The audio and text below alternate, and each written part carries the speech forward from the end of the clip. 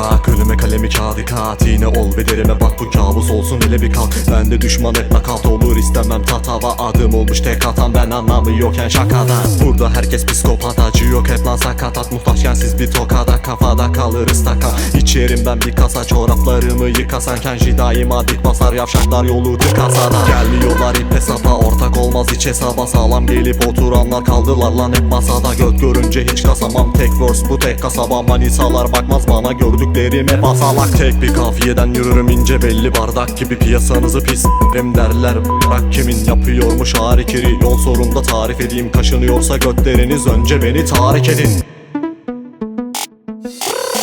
Beni Mike'la boğuçiler o big babo. Lirikal aralarınıza bu birikler. On dumanı çek toz ol ederim hipnoz ol. Sıranı bekleken sahnede dinozor. Beni Mike'la boğuçiler o big babo. Lirikal aralarınıza bu birikler. On dumanı çek toz ol ederim hipnoz ol. Sıranı bekleken sahnede dinozor. Buradan kaç baboş, füzemi kesmez doç. Bu malın hepsi boş, uyuşturucu hayır. Hayata galoş, burada sen tek godoş. Manitalar follow, siktir enayi.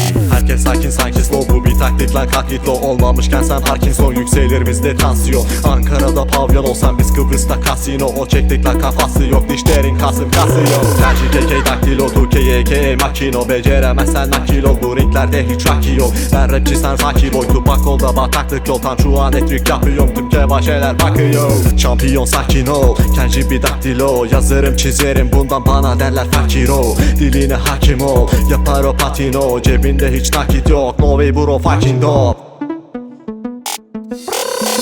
Beni Mike'la boğuçiler o big babo. Lirikal aralarınıza bu birikler. On dumanı çek toz ol ederim hipnoz ol. Sıranı bekleken sahnede dinozor. Beni Mike'la boğuçiler o big babo. Lirikal aralarınıza bu birikler. On dumanı çek toz ol ederim hipnoz ol. Sıranı bekleken sahnede dinozor.